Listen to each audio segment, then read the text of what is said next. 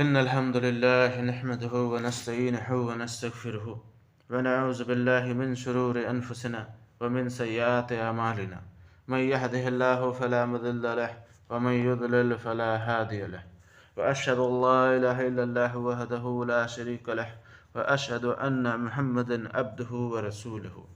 أما بعد فإن خير الحديث كتاب الله وخير الهدي هدي محمد صلى الله عليه وسلم وشر الأمور محدثاتها وكل بدعة ضلالة وكل ضلالة في النار. رب اشرح لي صدري ويسر لي أمري واحلل عقدة من لساني يفقه قولي. رب زدني علما رب زدني علما رب زدني علما. أعوذ بالله من الشيطان الرجيم. بسم الله الرحمن الرحيم. إن الله وملائكته يصلون على النبي يا أيها الذين آمنوا صلوا عليه وسلموا تسليما. اللهم صل على محمد وعلى آل محمد كما صليت على إبراهيم وعلى آل إبراهيم إنك حميد مجيد. اللهم بارك على محمد وعلى آل محمد كما باركت على إبراهيم وعلى آل إبراهيم إنك حميد मजीद। बेशक तमाम तारीफ़ें अल्लाह ही के लिए हैं। हम उसी की तारीफ़ करते हैं और उसी से मदद मांगते हैं और उसी से बख्शिश तलब करते हैं। अपने नफ्स की शरारतों और अपने बुरे अमालों से अल्लाह की पनाह में आते हैं। जिसे अल्लाह राह दिखाए उसे कोई गुमराह नहीं कर सकता और जिसे वो दुत्कार दे उसे कोई सीधी राह पर नहीं ला सकता। मैं गवाही देता हूँ कि अल्लाह ताला ही हमारा माबूद बरहक है। वह अकेला है, तन्हा है, उसका कोई साझी नहीं। ना उसको किसी ने जना है ना उसने किसी को जना है। और मैं गवाही देता हूँ कि हज़रत मोहम्मद सल्लल्लाहु अलैहि वसल्लम उसके बंदे और रसूल हैं। हम्द व सलात के बाद यकीनन तमाम बातों से बेहतर बात अल्लाह की किताब और तमाम तरीक़ों से बेहतर तरीक़ा हज़रत मोहम्मद सल्लल्लाहु अलैहि वसल्लम का तरीक़ा है।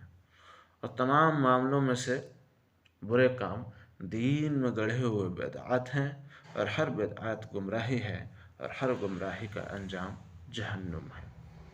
दुरूद व सलाम हो तमाम अंबिया कराम पर, ख़ुसूसन हज़रत मोहम्मद सल्लल्लाहु अलैहि वसल्लम, उनकी आल औलाद और असहाब पर। सामीन हज़रात, जब मैं ख़ुतबा पढ़ता हूँ तो ख़ुतबे में एक अल्फाज आता है, कुल्लु बिदअतिन ज़लाला कुल्लु ज़लालतिन फिन्नार, यानी हर बिदअत गुमराही है और हर गुमराही का अंजाम जहन्नुम है।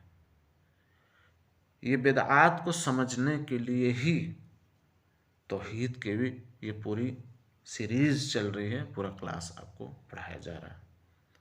बिदअत वो जो दीन में नई चीज़ें बढ़ा देना या दीन से कोई चीज़ को घटा देना,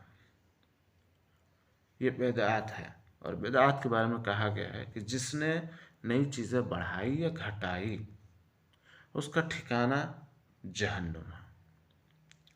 यानी अल्लाह और अल्लाह के रसूल के ज़रिए ये मुहर लगा दिया गया कि वो जहन्नमी होगा। इसी बिदअत को समझने के लिए तौहीद की ये पूरी सीरीज़ आप लोगों तक पहुंचाने की मेरी एक कोशिश चल रही है, ताकि आप में दो तब्दीलियां आएँ। एक तो आप बिदअत को समझ जाएं, दूसरा आप तौहीद को समझ जाएं। इन दोनों में फ़ायदे ये हैं कि जिस दिन आप बिदअत को समझ जाएंगे आप जहन्नुम से दूर हो जाएंगे, और जिस दिन आप तौहीद को समझ जाएंगे आप जन्नत के करीब हो जाएंगे। तो ये एक मेरी कोशिश है कि आप तक मैं तौहीद पहुंचा दूं। अब ये जिम्मेदारी मैं आप लोगों के कंधे पर नहीं डाल रहा, बल्कि अल्लाह अज़्ज़ व जल ने आपके कंधे पर डाल दिया कि जब आप तक इल्म पहुंच गई किसी भी सूरत में, दीन का इल्म, तो अल्लाह अज़्ज़ व जल ने आपको ये हुक्म दिया है कि आप वो दूसरों तक पहुंचाएं। कैसे? सूरह आल इमरान आयत नंबर 110, जिसमें अल्लाह अज़्ज़ व जल फरमाता है, ऐ मुसलमानों, तुम बेहतरीन उम्मत हो। ये अल्फाज सुनिए, बेहतरीन उम्मत अल्लाह ने हमें कहा है। ऐ मुसलमानों, तुम बेहतरीन उम्मत हो, हमने तुम्हें भलाई फैलाने वाला और बुराई से रोकने वाला बनाकर भेजा है। क्या बना के भेजा है? भलाई फैलाने वाला। किस चीज़ से रोकने वाला बना के भेजा? बुराई से रोकने वाला। तो भलाई क्या है? दीन हक। बुराई क्या है? शिर्क और बिदअत।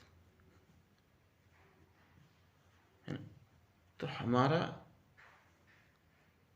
ये नन्हा सा कंधा, इस पर है वाकई बहुत बड़ी जिम्मेदारी। लेकिन जब ये जिम्मेदारी आप निभाना शुरू करते हैं, आप यकीन माने अल्लाह आपको तन्हा नहीं छोड़ता। अल्लाह की गैबी मदद आप तक आती है। अल्लाह आपकी हर जगह पाकसारी करते रहता है, आपकी मदद करते रहता है। तो लिहाजा जब दीन सीखें, समझें, तो उसको सबसे पहले अपनी ज़िंदगी में अमल में लाना है। अपनी ज़िंदगी में क्यों लाना है पहले? क्योंकि याद रखिए, आपसे लोग मुतासिर होते हैं हर हाल में। आप देखेंगे, अगर किसी मोहल्ले में एक शख्स गांजा पी रहा है, तो उसी मोहल्ले में धीरे धीरे उसको देख देख के और भी लोग गांजा पीना शुरू कर देते हैं। ये बुराई की बात है, बुराई की बात है। लेकिन ऐसा है,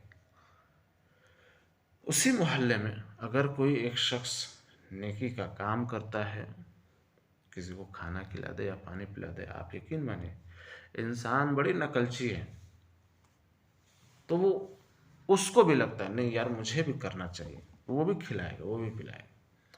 इसलिए अमली तौर पे सबसे पहले आप पुख्ता हो।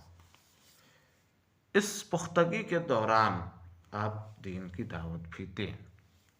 ये नहीं है कि हम ये समझें कि हमारे अंदर तो इतनी कमी है और जब हम पूरे मुकम्मल तौर पे जो है एकदम आलिम फाजिल कारी बन जाएंगे, तब जाके हम लोगों को दीन की दावत देंगे। पता चला उससे पहले आपका इंतकाल हो गया,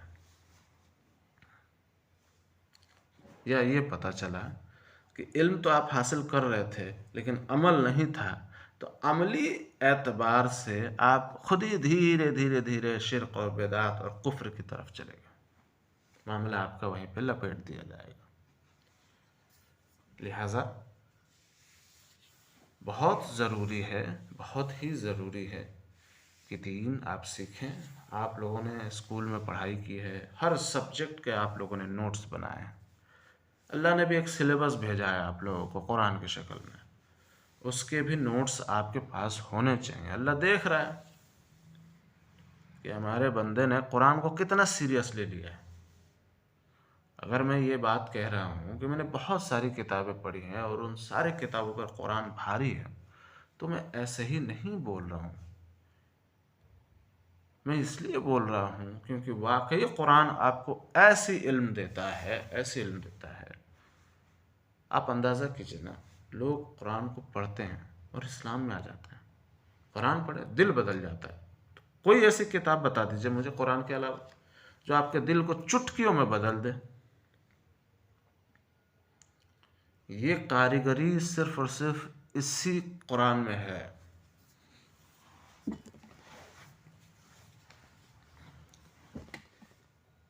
लिहाजा हमें चाहिए कुरान के नोट्स बनाएं आप लोग, पारा दर पारा, आयत दर आयत।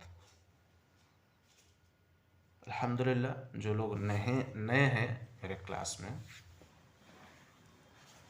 उनको नहीं पता होगा, लेकिन जो अल्हम्दुलिल्लाह रेगुलर क्लास कर रहे हैं, उन सब के पास हर आयत की एक एक आयत की अल्हम्दुलिल्लाह उनके पास नोट्स मौजूद है। तो मैं ये काम करवाता हूँ। दूसरा काम मैं ये करवाता हूँ कि नमाज का चार्ट बनवाता हूँ मैं।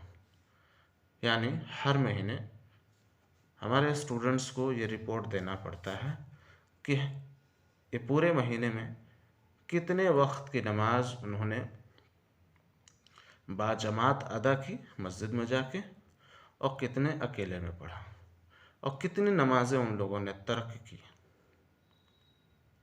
उसके अलावा सदक़े का भी चार्ट बनाया जाता है कि आपने पूरे महीने में कितने सदक़े दिए, या सदक़े दिए या नहीं दिए। ये सदक़े का मामूल रोज़ का है। तो ऐसा इसलिए कि हम, अगर हमारे ज़रिए अल्लाह किसी को दीन की असल समझ दे देता है तो हमारी असल कामयाबी यही है। अंबिया भी इसी काम के लिए आए थे। शुहदाओं ने जो कुर्बानियाँ दी वो इसी काम के लिए दी, वरना क्या मतलब किसी को किसी से। क्लियर है? चलिए, अल्हम्दुलिल्लाह अल्हम्दुलिल्लाह। ये जिस उम्र में आप लोग हैं, ख्वाह हो आप किसी भी उम्र में हो, यानी चाहे वो आप 13 साल के हों, या 18 साल के हों, या 23 साल के हों, या 30 साल के हों, या 60 साल के हों, या 100 साल के हों, तौहीद की खासियत यह है कि जिस दिन आपको तौहीद समझ में आ गई, आपको दीन समझ में आ जाता है। और जिस दिन आपको दीन समझ में आ गई, आप अल्लाह के फर्मा बरदार और ख़ास बंदे बन जाते हैं। ये खासियत है तौहीद की। चलिए, ये मौजू पे बात करना इसलिए भी ज़रूरी था, क्लास को थोड़ा सा ब्रेक करके, ताकि असल मायने में हम समझ सकें कि बिदअत और तौहीद की डेफिनेशंस हैं क्या। ठीक है, चलिए आगे बात करते हैं।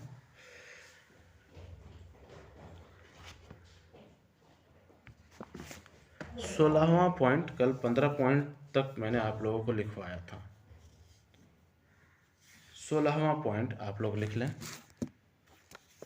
16वां पॉइंट है, अल्लाह ताला ही बंदे को हर शय और शैतान वसवसे से बचाता है। शय मतलब तकलीफ, है ना। अल्लाह ताला ही हर बंदे को, या बंदे को हर शय और शैतान के वसवसे से बचाता है।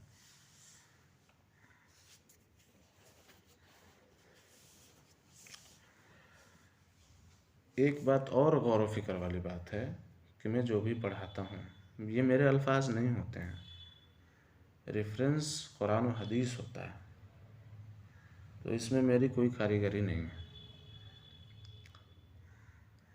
चलिए, सूरह मोमिनून आयत नंबर 97 और 98, 97 एंड 98। सूरह मोमिनून आयत नंबर 97 एंड 98।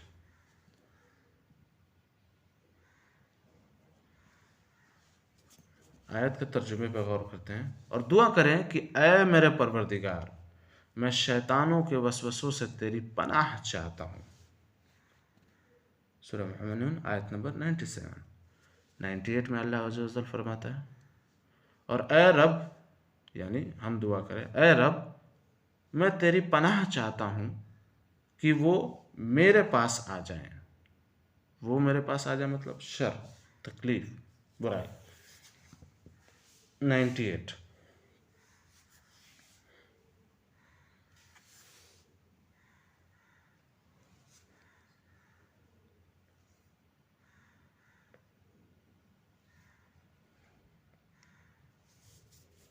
ठीक है, इसी तरीके से सूरह नास पर गौर करेंगे। सूरह नास आयत नंबर 6 पे, तो उसमें है कि ख्वाह वो जिन में से हो या इंसान में से हो, पढ़ते ना, कुल औज़ु बिरब्बिन्नास मलिकिन्नास इलाहिन्नास मिन शर्रिल वसवासिल खन्नास अल्लज़ी युवस्विसु फ़ी सुदूरिन्नास मिनल जिन्नति वन्नास।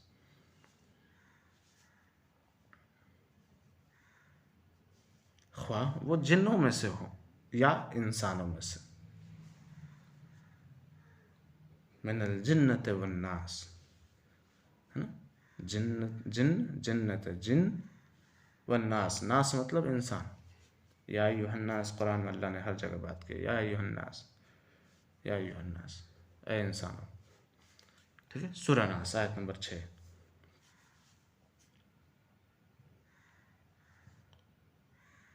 एक हदीस पर गौर करते हैं।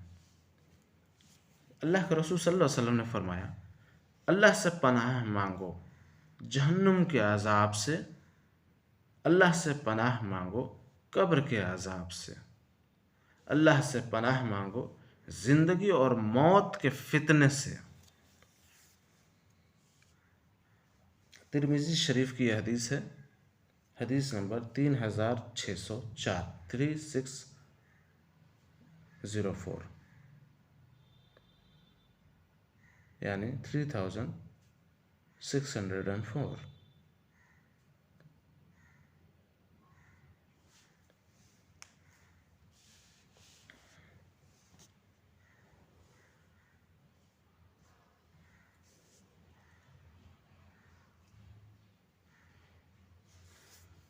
चलिए 17वां पॉइंट,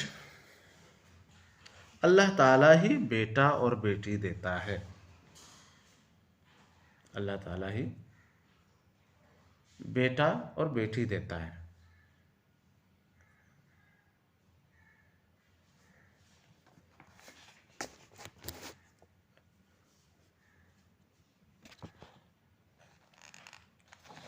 सूरह शूरा आयत नंबर 49 में देखेंगे कि फिरौन ने कहा कि मेरी इजाज़त से पहले तुम उस पर ईमान ले आए, यानी अल्लाह से, मूसा अलैहिस्सलाम से ईमान ले आए। यकीनन यही तुम्हारा वो बड़ा सरदार है जिसने तुम सबको जादू सिखाया। सो तुम्हें अभी अभी मालूम हो जाएगा, कसम है मैं अभी तुम्हारे हाथ पांव उल्टे तौर पर काट दूंगा और तुम सबको सूली पर लटका दूंगा। सूरह शूरा आयत नंबर 49। ये तब का वाक़या है जब मूसा अलैहिस्सलाम ने आसा फेंका था, तो जादूगरों की जो रस्सियाँ थीं, जो सांप का शक्ल ले चुके थे, तो आसा ने भी सांप का शक्ल लेके उन सारे सांपों को निगल लिया था। तो वो जितने जादूगर थे वो घुटने के बल गिर गए और उन्होंने कहा, ऐ मूसा हम ईमान ले आए तेरे रब पर। तो जैसे ही ये कहा फिरौन को एकदम झटका सा लगा, तो फिर उसने ये कहा कि हम तुम्हारे उल्टे हाथ पर, यानी दाहिना हाथ और बायां पैर काट डालेंगे और तुमको सूली पर लटका देंगे। तो फिर उन्होंने कहा था कि तुझे जो समझ में आए वो कर, अब तो हम मूसा के रब पर ईमान ले आए। तौहीद उन लोगों ने भी समझ लिया था। सूरह शूरा आयत नंबर 49 क्लियर है। सूरह शूरा आयत नंबर 50 में भी देखेंगे कि उन्होंने कहा, कोई हर्ज नहीं, हम तो अपने रब की तरफ लौटने वाले ही हैं। किसने कहा? जादूगरों ने कहा। सूरह शूरा आयत नंबर 50, उन्होंने कहा कोई हर्ज नहीं, हम तो अपने रब की तरफ लौटने ही वाले हैं। यानी उन्हें पता है ना भाई कि मौत तो आनी है एक ना एक दिन, तो हम तो अल्लाह की तरफ लौटेंगे, मार दो कोई दिक्कत नहीं। ये तौहीद का पावर है। ऐसा मुमकिन सिर्फ और सिर्फ तौहीद की वजह से हो सकती है।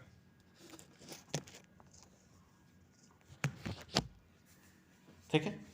इसी तरीके से सूरह सफ़ात आयत नंबर 100 में देखेंगे, ऐ मेरे रब मुझे नेक बख्त औलाद अता फरमा। ऐ मेरे रब मुझे नेक बख्त औलाद अता फरमा।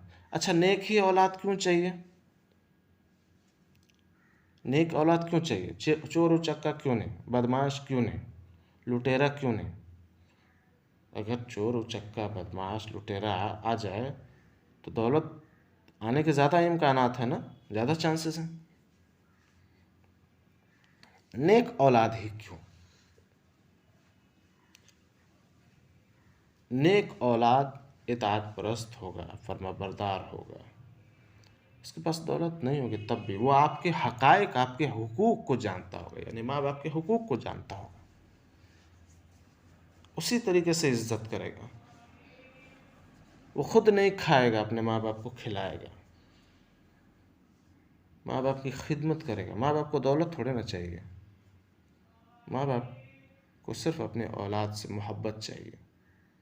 उनको दौलत से लालच नहीं। वो अपनी पूरी ज़िंदगी, अपने असासा, अपनी उम्र, अपनी जवानी सब आपको खिला पिला के खर्च कर दिया उन लोगों ने। चाहते दौलत बचा लेते, आप पर क्यों खर्च करते? आप बीमार पड़े, आपको ले जाकर हॉस्पिटल में भर्ती किया, अपनी ज़मीनें बेच दी माँ बाप ने।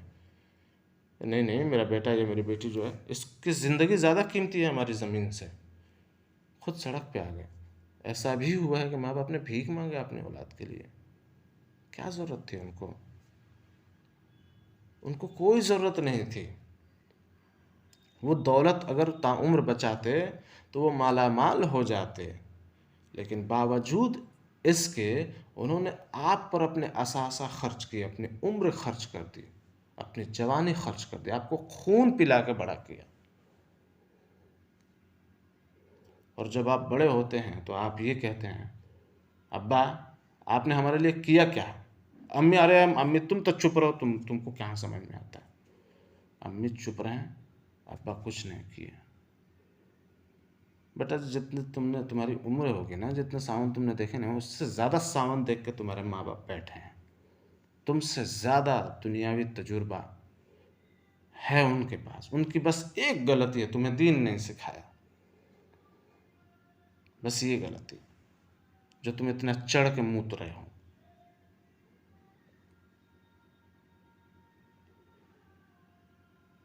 लिहाजा दोनों बातें हैं। औलाद को चाहिए कि माँ बाप की फर्माबरदारी करे, अगर उससे वाकई इस बात का यकीन है कि इस दुनिया से जाना है और हिसाब किताब होगा। उसको यकीन ना हो तब भी हिसाब किताब तो होगा, जाना तो है। अगर उसको यकीन है तो, नहीं है तब भी उसके सामने कोई सूरत, कोई इम्कानात नहीं बच रहे। उससे चाहिए कि माँ बाप को राज़ी करके रखे।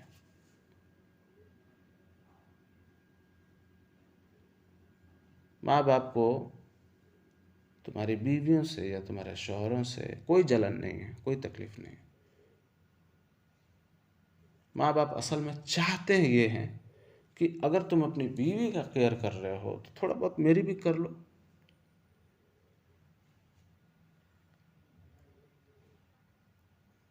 तो ये बहुत ज़रूरी है ये समझना। अच्छा, बहुओं को भी ये चीज़ चाहिए कि वो ये बात समझें कि अगर मुझे मोहब्बत मेरे शौहर से है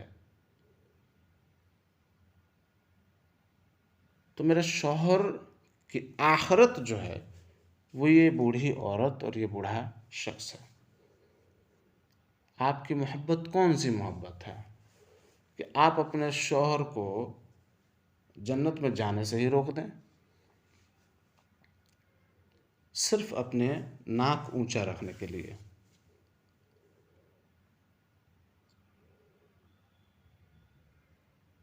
तो यहाँ दोनों जिम्मेदारियाँ बनती हैं, एक औलादों की कि वो माँ बाप की फर्माबरदारी करे, और एक माँ बाप की बहुत बड़ी जिम्मेदारी बनती है कि वो अपने औलादों पर मेहनत करे दीन के एतबार से।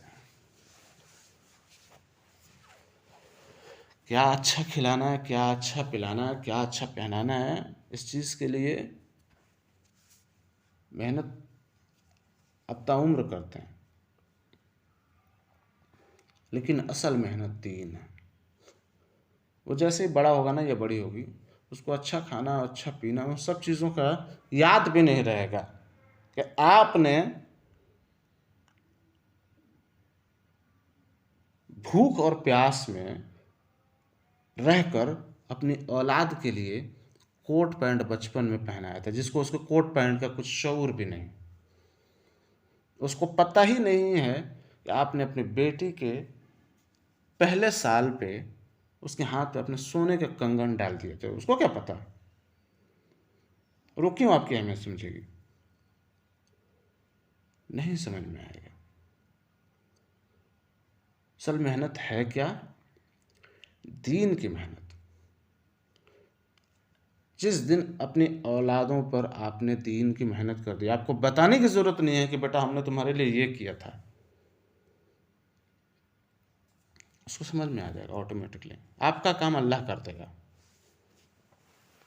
लिहाजा माँ बाप को चाहिए कि अपनी औलाद पर बड़ी मेहनत करें, थोड़ी सख्ती करें, अगर सख्ती की ज़रूरत पड़े तो मोहब्बत करें, मोहब्बत की ज़रूरत पड़े, लेकिन उसे दीन की तरफ रुजू करवाएं। आज ये हालात हैं कि बच्चियाँ दीन को छोड़कर गैर मुसलमान से निकाह कर रही हैं, शादी कर रही हैं, वही भाग के। क्या क्या नुकसानात हैं, दीन से गई, दुनिया से गई। सवाल तो आपसे भी होगा ना, तुमने उसे दीन की समझ क्यों नहीं दी? हम तो निगहबान हैं ना अपनी औलादों के, हमसे सवाल होगा। लिहाजा हमें चाहिए कि बड़ी मेहनत करें। अगर हम किसी के भाई हैं तो आप पर भी जिम्मेदारियां बनती हैं। अगर हम किसी की बहन हैं तो हमारी भी जिम्मेदारियां बनती है कि हम बहन होने के नाते उस तक दीन, अगर भाई दीनदार नहीं है, दीन की समझ पहुंचाएंगे, दीन सीखेंगे, उसको भी सिखाएंगे, उसको बताएंगे दीन की असल अहमियत। ठीक है, चलो आगे बात करते हैं। सूरह सफ़ात आयत नंबर 100 हो गया। हाँ, जिसके भी जो भी सवालात हैं इंशाल्लाह क्लास के आखिर में मैं सवाल लेता हूँ, इंशाल्लाह आप उस वक्त सवाल करेंगे तो मैं आपको जवाब दूंगा। ठीक है, सूरह आले इमरान आयत नंबर 38 सूरह आले इमरान आयत नंबर 38। जकरिया अलैहिस्सलाम ने अपने रब से दुआ की, कहा कि ऐ मेरे परवरदिगार, मुझे अपने पास से पाकीज़ा औलाद अता फरमा, बेशक तो दुआ को सुनने वाला है। जकरिया अलैहिस्सलाम नबी थे, उनको अल्लाह ने औलाद नहीं दी थी, बुढ़ापे को वो भी पहुंच रहे थे, तो उन्होंने अल्लाह से दुआ की। अल्लाह से उन्होंने ये दुआ नहीं कि अल्लाह मुझे औलाद दे दे, उन्होंने अल्लाह से ये दुआ की कि अल्लाह मुझे पाकीज़ा औलाद अता फरमा। पाकीज़ा मतलब नेक और सालेह औलाद। अब यहाँ एक बात यह आती है कि हम ये समझें कि नेक और सालेह औलाद अल्लाह की तरफ से, हम किसी को नेक या बद नहीं बना सकते। हिदायत के इख्तियारात जो हैं वो अल्लाह रखता है अपने पास, हम किसी को हिदायत नहीं दे सकते। अब यहाँ एक बात और आती है कि अगर हम किसी को हिदायत नहीं दे सकते तो हम किसी को ताना भी नहीं दे सकते। हम ताना भी ना दें, हम नेक हैं, अच्छी बात है, अल्हम्दुलिल्लाह सुम्मा अल्हम्दुलिल्लाह। हम उस तक वो नेकियों के पैगामात, दीन की समझ पहुँचाने की कोशिश करें, जद्दोजहद करें, ना कि हम तानाकशी करें। क्लियर है? चलिए एक और पॉइंट लिख लेते हैं, 18वां पॉइंट। 17 पॉइंट मुकम्मल है, 18वां पॉइंट, अल्लाह ताला ही बीमारी से शिफा देता है। अल्लाह ताला ही बीमारी से शिफा देता है। सूरह शूरा आयत नंबर 78 से लेकर 78 और 82, 78 और 82।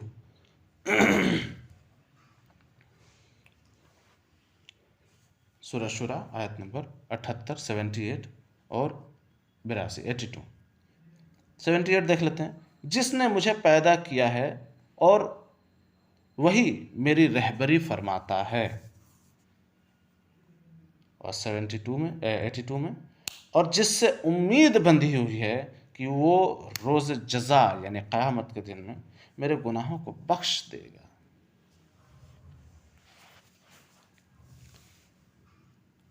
अब इस पॉइंट को समझने के लिए एक हदीस मैं आपके सामने बयान करता हूँ। उस हदीस को जब आप सुनेंगे तो इंशाअल्लाह ताला ये पॉइंट ही आपको समझ में आ जाएगा।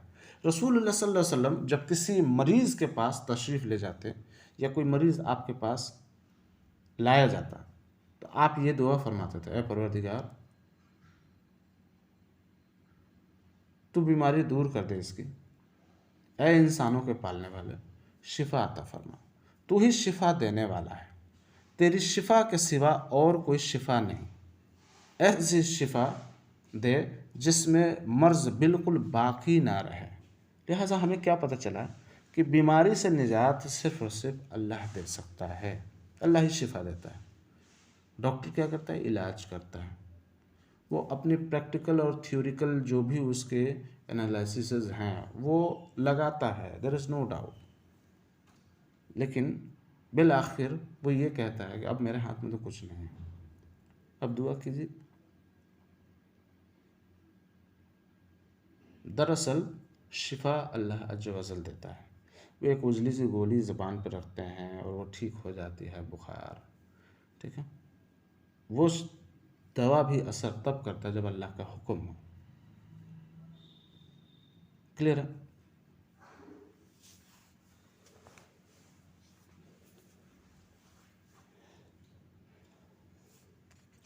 आज यहीं तक रहने देते हैं, इंशाअल्लाह ताला अगली किस्त में देखेंगे कि क्या है। चलिए, क्लास से रिलेटेड आप में से किसी का कोई सवाल हो तो आप सवाल कर लें।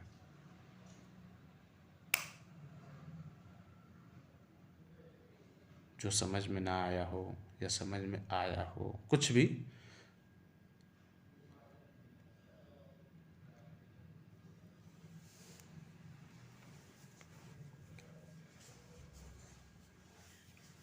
आप में से कोई ऐसा है जिसको समझ में ना आया हो?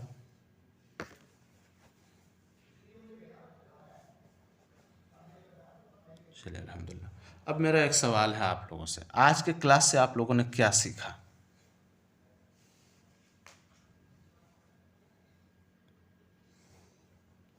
माइक ऑन करके बताएं आप लोग कि आज की क्लास से आप लोगों ने क्या सीखा।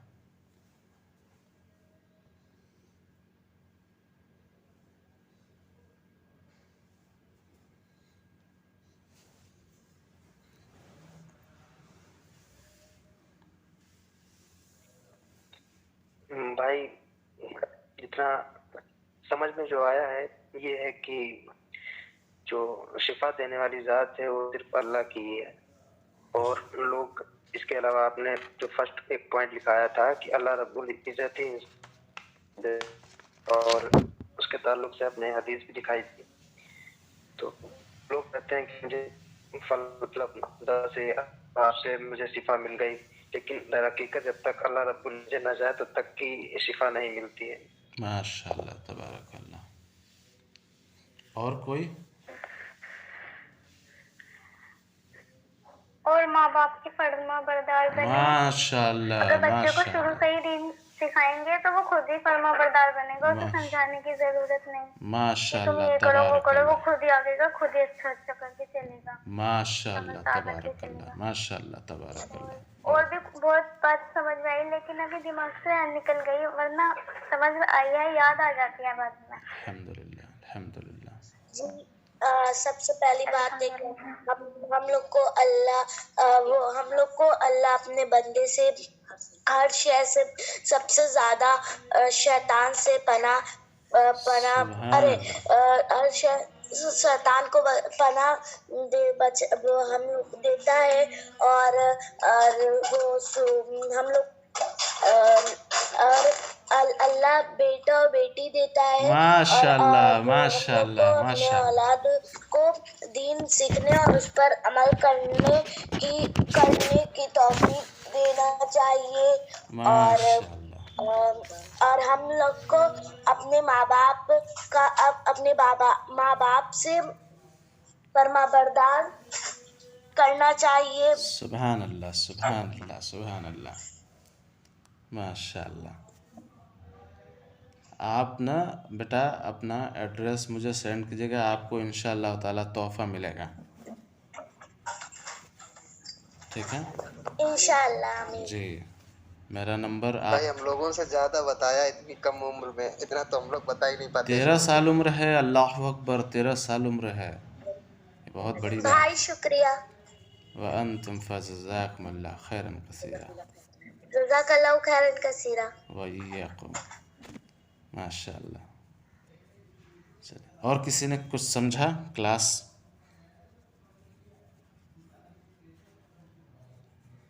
क्या समझ में आया आज के क्लास में?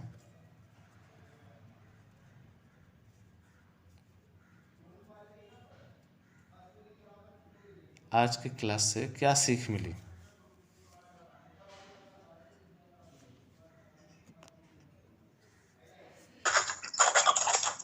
भाईजान अस्सलाम वालेकुम। वालेकुम भाईजान जो अस्सलाम। ये नमाज हम लोग पढ़ते हैं जी। तो ये रफ़ैदैन करना चाहिए। और दूसरी मेरा ये सवाल है कि जो अत्तहियात हम लोग पढ़ते हैं अशहदु अल्ला इलाहा इल्लल्लाह, तो ये लोग उंगली उठाते हैं फिर उसको ऊपर नीचे करते हैं, या सही है गलत? देखिए, रफ़ुल यदैन से 550 से ज़्यादा हदीसें हैं। तो रफ़ुल यदैन जो है वो अल्लाह के रसूल सल्लल्लाहु अलैहि वसल्लम ने किया है, और ना करने की एक भी हदीस नहीं है, एक भी हदीस साबित हदीस नहीं है। तो अव्वल तो ये कि रफ़ुल यदैन करना चाहिए, क्योंकि रसूलुल्लाह सल्लल्लाहु अलैहि वसल्लम को नमाज जिब्रील अमीन ने सिखाया, और जी जिब्रील अमीन को अल्लाह अज़्ज़ व जल ने सिखाया। ठीक है। जी असल में रफ़ुल यदैन है क्या? रफ़ुल यदैन है, अगर आप देखेंगे कि हाथ उठाना मतलब कि अल्लाह के आगे सरेंडर कर देना। हमने सरेंडर कर दिया, अल्लाह हम सरेंडर कर रहे हैं तेरे आगे। तो क्या दिक्कत है? अल्लाह के आगे कर देंगे सरेंडर, उसी के आगे तो करना है। हम मोहब्बत से कर दें तो अच्छी बात है, नहीं तो अल्लाह तो सरेंडर करा ही लेगा, है ना। दूसरी बात यह है कि उंगलियों को हरकत देना अल्लाह के रसूल सल्लल्लाहु अलैहि वसल्लम से साबित है। अबू दाऊद की हदीस है जिसमें अल्लाह अज़्ज़ व जल से रसूल अल्लाह सल्लल्लाहु अलैहि वसल्लम उंगलियों के हरकत के ज़रिए दुआ किया करते थे, और शैतान मरदूद के सर पे वैसे चोट लगता है। जब हम उंगलियों को हरकत देते हैं तो शैतान मरदूद को बहुत तकलीफ़ होती है, बहुत दर्द होता है। लिहाजा उंगलियों को भी हरकत देनी चाहिए, यह हदीस है। जज़ाकल्लाह खैर कसीरा। वय्याकुम। हमें हर वो अमल जो अल्लाह के रसूल सल्लल्लाहु अलैहि वसल्लम से साबित है वही करना है। जो रसूलुल्लाह सल्लल्लाहु अलैहि वसल्लम से साबित नहीं है, बच जाए ना उससे, वही तो बिदअत है। अब बिदअत को लाइल्मी की वजह से लोग ये कह देते हैं, अच्छा अल्लाह के रसूल सल्लल्लाहु अलैहि वसल्लम ने तो फ्रिज इस्तेमाल नहीं किया, आप क्यों फ्रिज इस्तेमाल कर रहे हैं? फ्रिज का मेरे दीन से कोई लेना देना नहीं है। मैं ना इस्तेमाल करूं तो गुनहगार नहीं हूं, कर लूं तो उसका मेरा सवाब से भी कोई लेना देना नहीं है ना। लेकिन अगर अल्लाह के रसूल सल्लल्लाहु अलैहि वसल्लम ने किसी चीज़ को ना किया और मैं वो करूं तो वो सीधे सीधे दीन का मामला आता है ना। या अल्लाह के रसूल सल्लल्लाहु अलैहि वसल्लम ने किसी चीज़ का हुक्म दिया और हम उस चीज़ को ना करें तो सीधे सीधे नाफरमानी का मामला आता है। फ्रिज का, एसी का, कूलर का दीन से कोई मतलब नहीं है।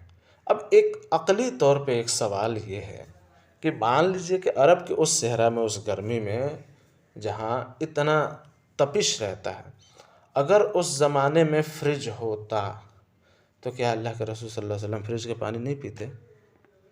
एसी होती तो? अगर अल्लाह उनको वो सहूलियत देता कि एसी की हवा आप ले लीजिए, ठंडी ठंडी हवा, तो वो नहीं लेते, है ना।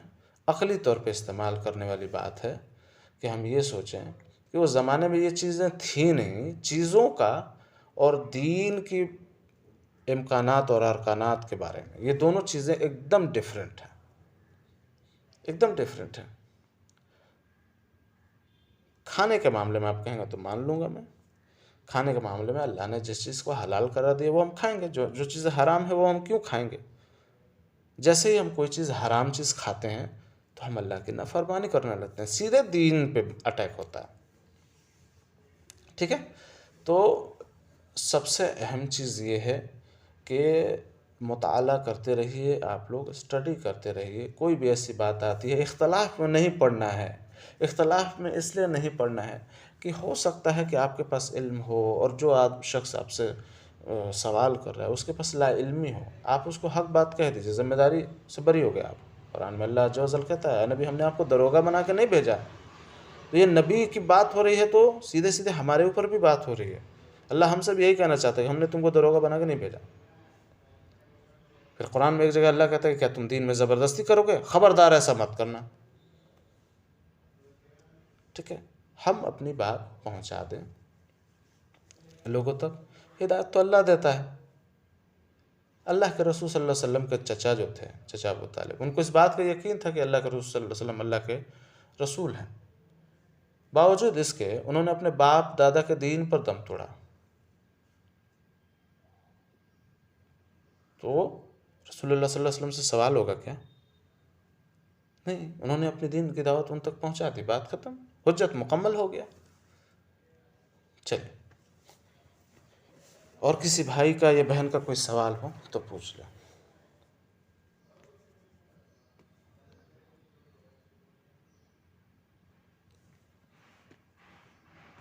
मेरी एक गुजारिश है आप लोगों से, मैं जो भी पढ़ाऊँ आप लोगों को, आप लोग ज़रूर उसका मुताला कीजिए कि आज उस क्लास से आप लोगों ने क्या सीखा। देखिए, ये अपने आप को एक मैसेज देना बहुत ज़रूरी है कि हम ये जानें कि हमने आज क्या हासिल किया, कौन सी इल्म हासिल की। तो जब हम ये जान लेंगे कि हम ये इल्म हासिल हमने कर लिया, तो उसको अमली तौर पे अपनी ज़िंदगी में उतारने की हम कोशिश करेंगे। चलिए, और भी लोग जो आज कुछ सीखा हो क्लास से तो वो बताएं।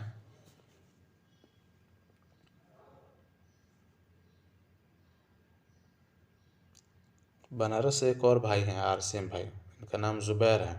ज़ुबैर भाई, आप बताएं।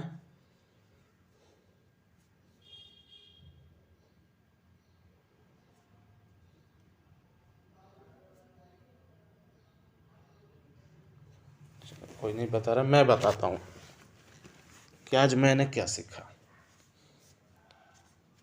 आज जो पहला पॉइंट मैंने सीखा वो ये था कि अल्लाह ताला ही बंदे को हर शय और शैतानी वसवसे से बचाता है। यानी दुनिया की कोई ताकत, कोई जिन नहीं, कोई इंसान नहीं, कोई बाबा नहीं, कोई पीर नहीं, कोई पंडित नहीं, कोई भगत नहीं, कोई ओझा नहीं बचा सकता। कौन बचाएगा? अल्लाह बचाएगा, अल्लाह ही बचाएगा। दूसरी चीज़ मैंने सीखी कि अल्लाह ताला ही बेटा और बेटी देता है। अल्हम्दुलिल्लाह, आयशा बेटा ने भी यही बताया, अल्लाह ताला ही बेटा और बेटी देता है। यानी अब यहाँ पे एक क्लियर बात आती है कि कोई बाबा नहीं, कोई पीर नहीं, कोई औलिया नहीं, कोई पंडित नहीं, कोई भगत नहीं, कोई ओझा नहीं, कोई जिन नहीं, कोई इंसान नहीं ये क़ुव्वत नहीं रखता कि वो मुझे बेटा या बेटी दे दे। ये क़ुव्वत सिर्फ अल्लाह रखता है। ठीक है। तीसरा पॉइंट जो है वो मैंने ये सीखा कि अल्लाह ताला ही बीमारी से शिफा देता है। यानी ये जो डॉक्टर हो, PhD किए हो, MD हो, MBBS हो, BOMS हो, BMS हो, BEMS हो, MU हो, ये शिफा नहीं देता, ये सिर्फ इलाज करता है। शिफा कौन देता है? अल्लाह अज़्ज़ व जल। तो आज मैंने ये सीखा।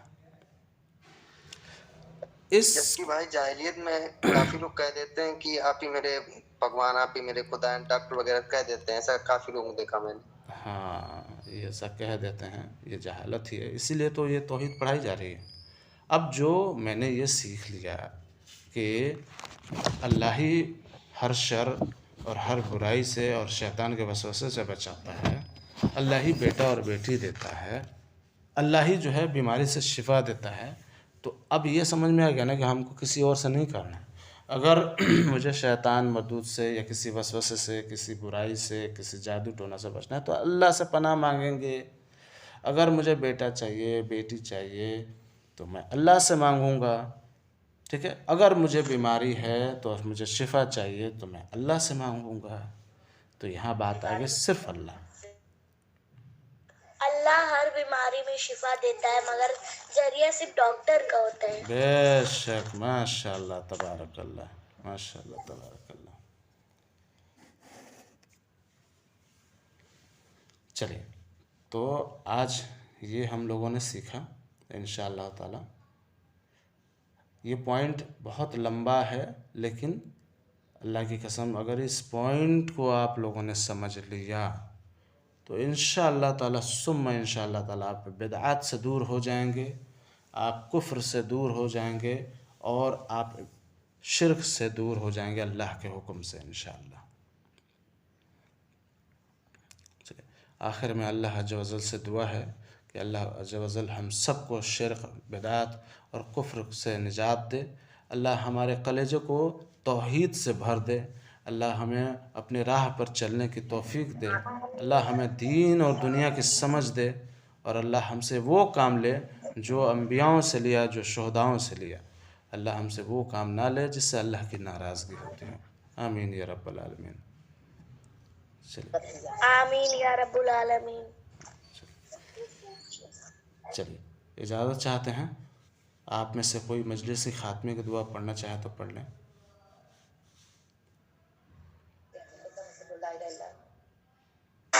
सुब्हानक अल्लाहुम्मा व बिहम्दिका व तबारक सुब्हानक अल्लाहुम्मा व बिहम्दिका नशहदु ला इलाहा इल्लल्ला सुब्हान। अच्छा ठीक है, आप मेरे साथ पढ़िए। आयशा बेटा आप मेरे साथ पढ़िए। सुब्हानल्लाहि व बिहम्दिही, व बिहम्दी, सुब्हानल्लाहि व बिहम्दिही, सुब्हानल्लाह व बिहम्दी सुब्हानल्लाहिल अज़ीम। नहीं, आप मेरे साथ पढ़ेंगी, मुझसे आगे नहीं बढ़ेंगी। आप मेरे साथ पढ़िए। सुब्हानल्लाहि व बिहम्दिही, सुब्हानल्लाह व बिहम्दिही, व बिहम्दी सुब्हानकल्लाहुम्मा व बिहम्दिका, सुब्हानकल्लाहुम्मा व बिहम्दिका अशहदु अल्ला इलाहा इल्ला अंता अस्तगफिरुका नशहदु अल्ला इलाहा इल्ला अंता अस्तगफिरुका इल्ला अंता अस्तगफिरुका व अतूबु अलैक। व अतूबु इलैक। माशाअल्लाह तबारकल्लाह। चलिए, अस्सलामु अलैकुम व रहमतुल्लाहि व बरकातुहू। वालेकुम अस्सलाम। अस्सलाम वालेकुम व बरकातुहू।